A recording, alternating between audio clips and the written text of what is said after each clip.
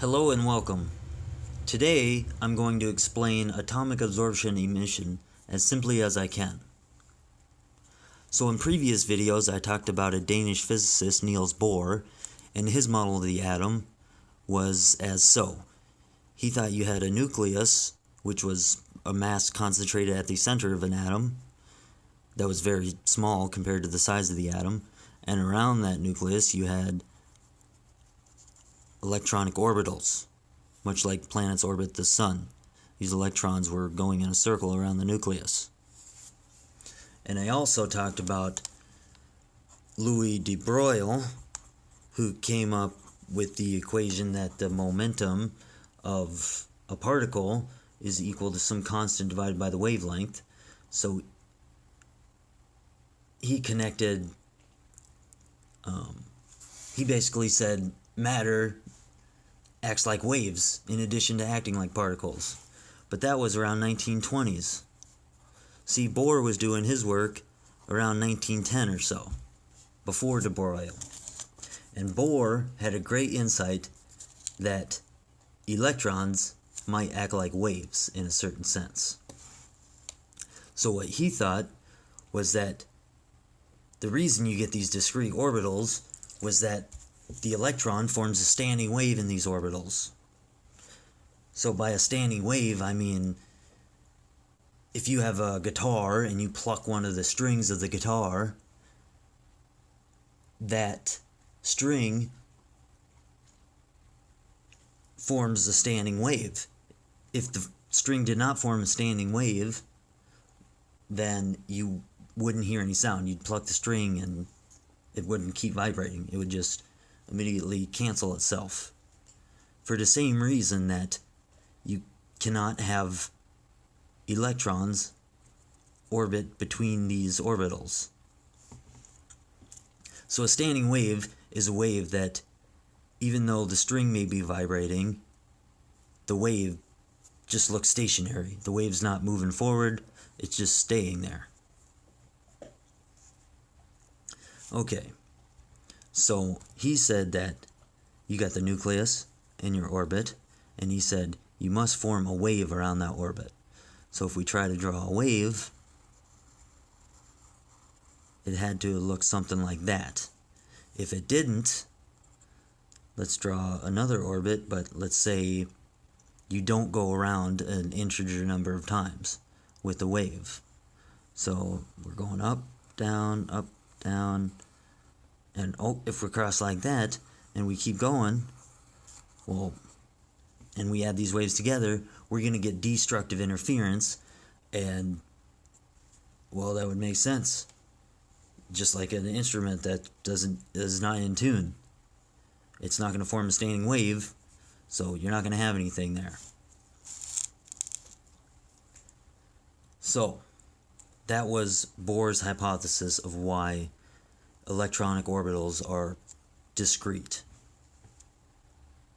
Now, there was another formula known around his time that described the spectrum of hydrogen.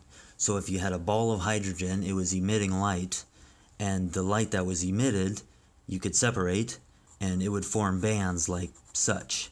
There'd be a red band, and to the left there'd be a blue band, and then a little bit closer there'd be it'd be blue again, but a little more blue, and then the next band would be closer yet, and more blue, but eventually the bands got invisible. So this one was red, and then you had blue, a little bluer, until it got invisible. And the physicist, to explain this, came up with the following formula. That the energy of the band you see was some constant times 1 over an integer number, let's call it n2 squared, minus 1 over n1 squared. So these n's have to be 1, 2, 3, 4, they have to be integers. You can't have n equal to 1.5. Wouldn't make sense. Okay. So, we have this theory where the wavelength must be an integer number of the circumference of the orbit, and we have this theory that these numbers down here must be integers. So there must be a connection here. Well, indeed there was. So for the hydrogen atom, the ends here corresponded to the number of wavelength cycles that you went around the orbit. So let's take a simple example where let's draw our atom first with two different orbitals. There's our first orbital, there's our second, this is the N1 orbital, and let's call that the N2 orbital. So if we take N2, if we take N1 to be 2, and let's take N2 to be 3, because N2 is always, you add 1. Well, in this case we're just adding 1. And let's solve for this part, leaving the constant out of the equation. So 1 over 3 squared minus 1 over 2 squared is 1 over 9 minus 1 over 4. You punch that in your calculator, you're going to get negative 0.13888888, and so on. Now let's take N2 to be 4. You get 1 over 4 squared minus 1 over 2 squared. 1 over 16 minus 1 over 4, punch that in your calculator, negative 0.1875. Do the same thing with N2 equal to 5. You get 1 over 25 minus 1 over 4.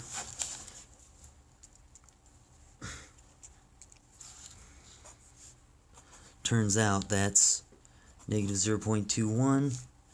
You keep doing that, you do it for 6, you get 0.222. And now let's take the difference between these numbers and see if we can find a pattern. Well, the difference between these numbers is 0.048.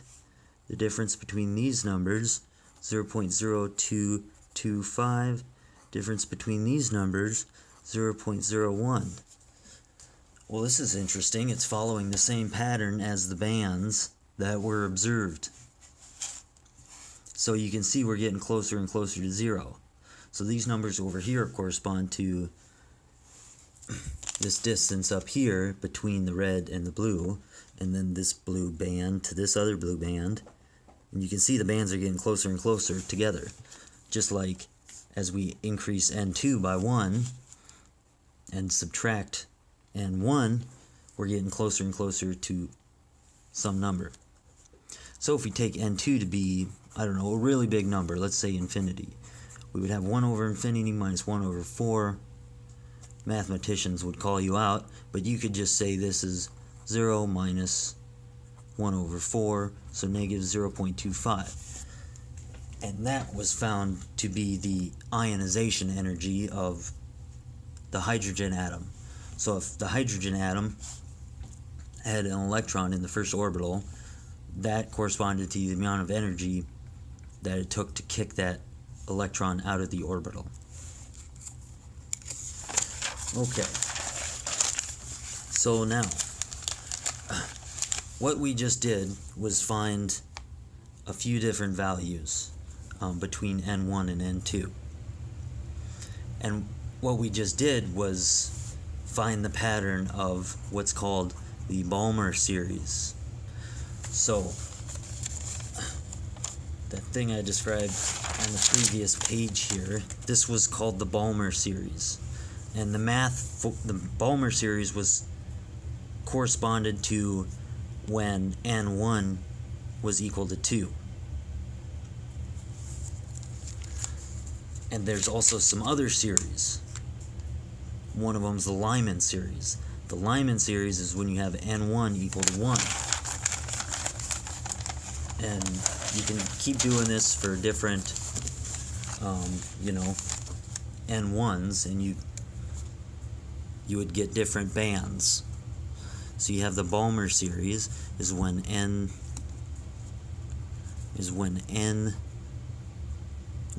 was equal to 2, and then N2 equals N1 plus 1, or 2, or 3, and so forth. There's the Lyman series, which is where your N1 is equal to 1, and N2 is anything greater than that. So it could be 2 or 3 or 4, so on. And now, let me rewrite that formula on the previous page. So the energy was equal to some constant times 1 over N2 squared minus 1 over N1 squared. So, if you think about when are you going to get a negative energy, when are you going to get a positive energy? Well, when N2 is less than N1, then this number is going to be bigger than this one, and you're going to get something positive. And that corresponds to light absorption. When N2 is less than N1, you're going to get a negative energy, which corresponds to emission of a photon, of a photon.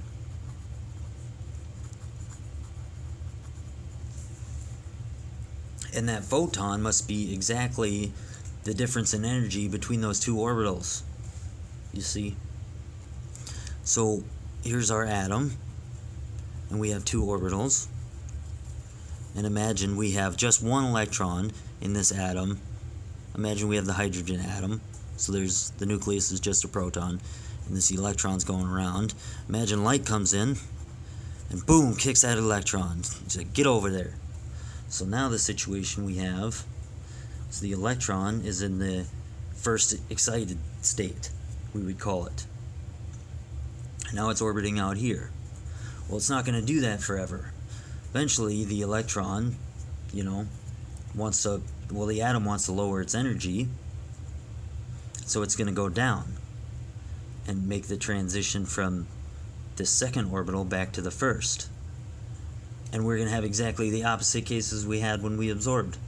So the electron's going to move down, and it's going to kick out a photon of that same frequency.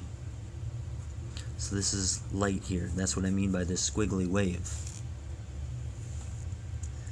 And in previous videos, I talked about when you have an electron and you move it, so the electron's moving from a high orbital to a low orbital, so it's giving up energy basically, and energy is conserved, so that energy has to go somewhere, and that light is carrying that extra energy. And remember, I talked about you move an electron, well, you get a wave. And that's why moving the electron from this orbital to this orbital, it produces a wave, a light wave. So, I think that's all I wanted to talk about. Thanks for watching. I hope you learned something, and have a great day.